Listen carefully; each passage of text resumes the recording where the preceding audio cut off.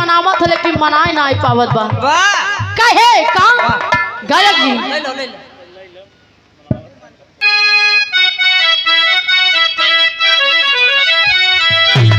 अरे राजा हो तो है कैसे मनाई, राजा हो तो है कैसे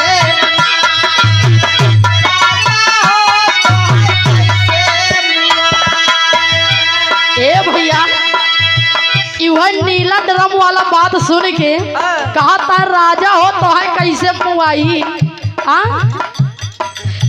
कहना हो वो दुल्हन बेचारी बेदरी सती सावित्री बा कि ओकर दुल्हन नाराज होइगा बा बेचारी मनावत मनावत हैरान बा। कहे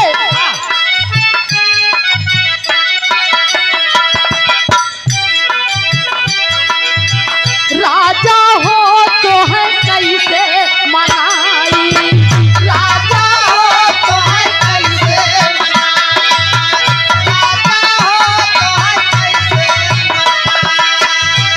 अरे रतियाई में हमरे नया वयांग आई। ए हो मान जा तोरे चक्कर में हमरे रात में नींद ना आवा। दुल्ही कहत बा अरे रतियाई में हमरे नया वयांग आई, दुल्हा हो तो है कैसे मनाई, राजा हो तो है कैसे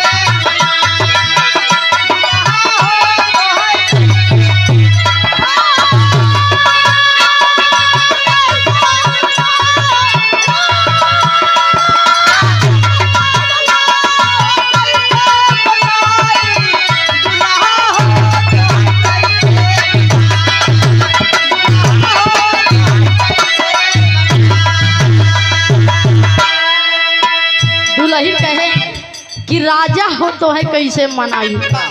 आओ का कहे भीतर बल पनवा हो आई गई जवानी,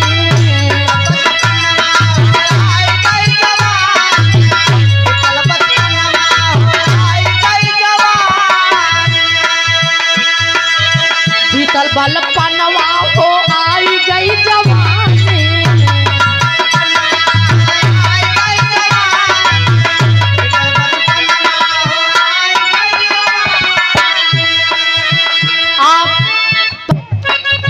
भीतर बल पनवा हो आई गई जवानी।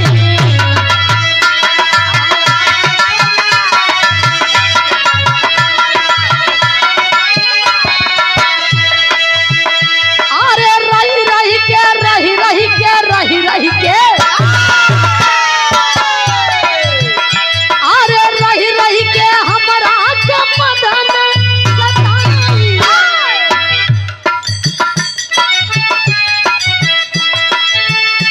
अरे रही रही के हमरा के मदन सताई, दुल्हा हो तो है कैसे मनाई,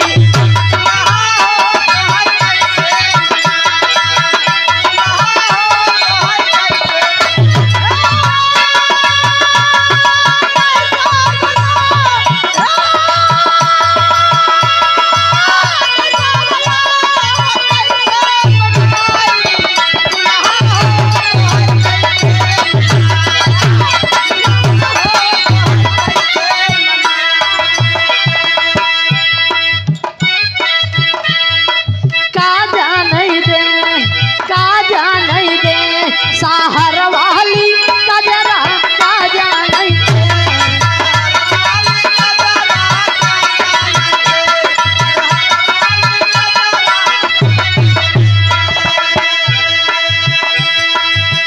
ये आप भैया परम सम्मानित श्रीमान बड़े भैया लक्ष्मण अनजान है का जाने दे साहर वाली कजरा का जाने दे।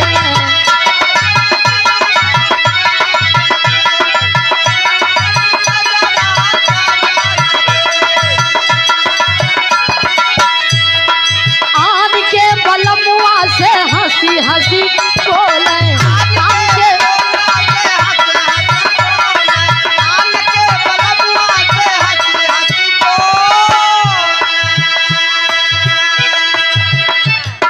बात है ये छोटा मुन्ना आप बच्चे की दादी माँ 101 रुपए देकर के सम्मान की है। आपके श्री चरणों में कोटि कोटि प्रणाम हो। कहना है अरे आन के बलमुआ से हंसी हंसी बोले,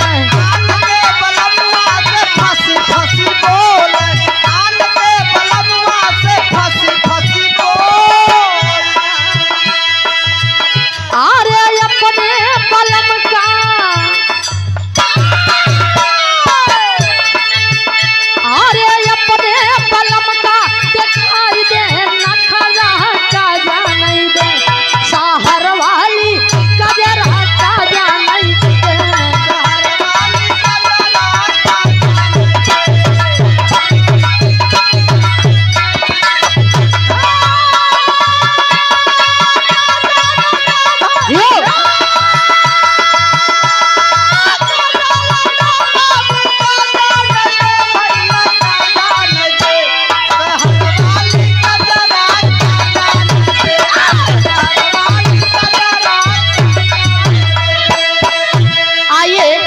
लक्ष्मण अंजना भैया जी फरमाइश करन गारी गीत के, यानी लड़का के मौसी के गारी सुनी है।